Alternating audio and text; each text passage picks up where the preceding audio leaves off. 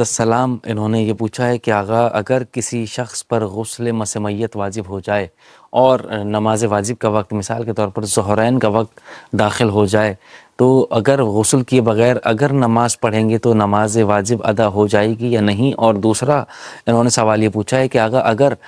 جس شخص پر غسل مس میت واجب ہوا ہے اگر وہ شخص کسی اور سے ہاتھ ملائے یا گلے لگے تو کیا اس ملنے والے فرد پر بھی غسل واجب ہوگا یا نہیں؟ اس کی وضاحت فرمائیے گا۔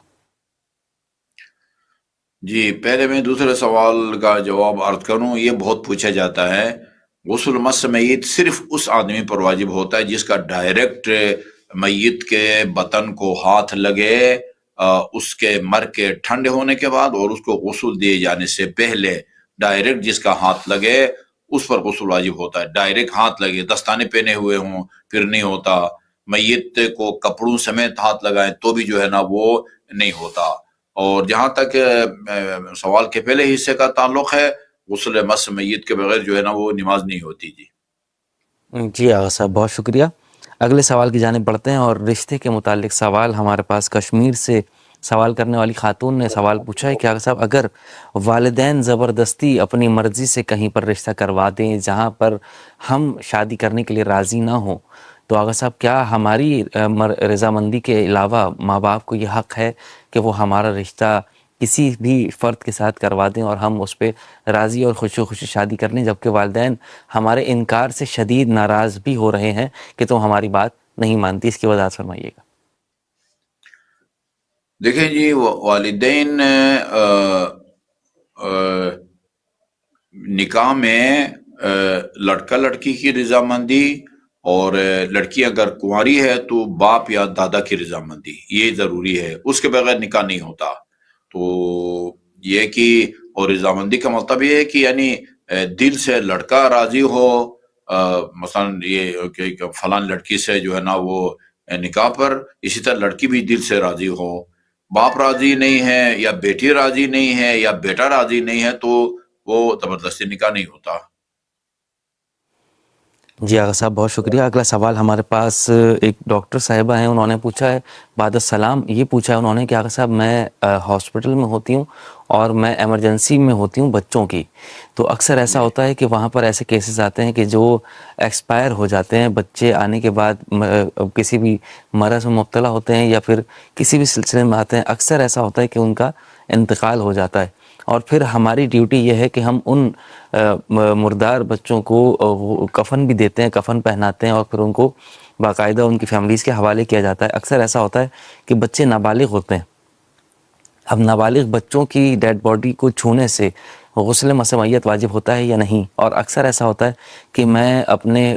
غسل مس میت کرنا بھول جاتی ہوں، جس کی وجہ سے میں اپنے گھر کے سارے کام کرتی ہوں، کبھی نماز بھی پڑھ لیتی ہوں، اور سارے کام ایسے ہوتے ہیں کہ جو گھریلو کام ہیں کہ آغا صاحب غسل مس میت کی حالت میں گھر کے سارے کام، کھانا وغیرہ پکانا، اس میں کوئی قباحت ہے یا نہیں؟ اس کی وضاحت فرمائیے گا۔ دیکھیں جی، جس طرح آدمی واش روم جاتا ہے اور پیشاب پاخانہ کرتا ہے اور لوکل جگہوں کو پاک کر کے آتا ہے تو اس کا بدن ناپاک نہیں ہوتا، لیکن باطہارت نہیں ہوتا، ایک معنوی اور باطنی آلودگی ہوتی ہے۔ اس کی وجہ سے نہ آپ نماز پڑھ سکتے ہیں، نہ قرآن کے الفاظ کو جو ہے نا وہ ہاتھ لگا سکتے ہیں۔ اور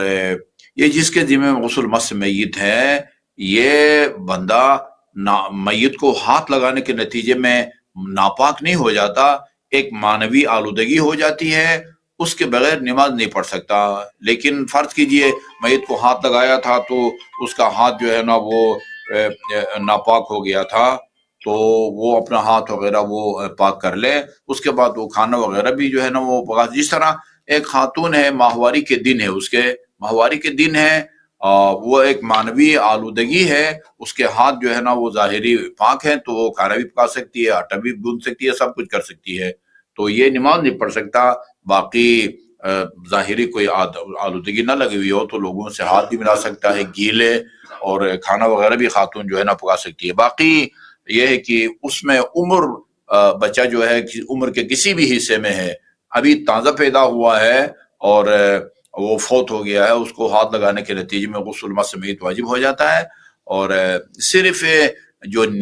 اسی طرح غسل کو اس کو بچے کو غسل دینا بھی واجب ہے، چاہے کسی بھی عمر کے حصے میں ہو. صرف یہ کہ جو نماز جنازہ ہے وہ جب تک بچہ یا بچی 6 سال کا نہ ہو ان کا نماز جنازہ واجب نہیں ہے. جی آغا صاحب بہت بہت شکریہ. اگلا سوال ہمارے پاس موجود ہے کہ آغا صاحب اگر کوئی شخص نماز پڑھ رہا ہو اور ہم اس کے آگے سے گزر جائیں، کہ کتنا فاصلہ ہو، 2 قدم کے فاصلے سے اگر ہم اس کے آگے سے گزر رہے ہیں یا کافی آگے سے، وہ بالکل اس کے سامنے سے اگر ہم گزر رہے ہیں، تو کیا اس کی نماز میں کوئی خلل پیدا ہوگا؟ کیا نماز باطل ہوگی یا نہیں؟ اس کی وضاحت فرمائیے گا. نہیں ہوتی جی، سامنے سے گزر جائیں، بالکل اس کے جسم سے ٹچ کرتے ہوئے گزرے، 1 میٹر کے فاصلے سے گزریں، ہمارے نزدیک اس سے نماز باطل نہیں ہوتی.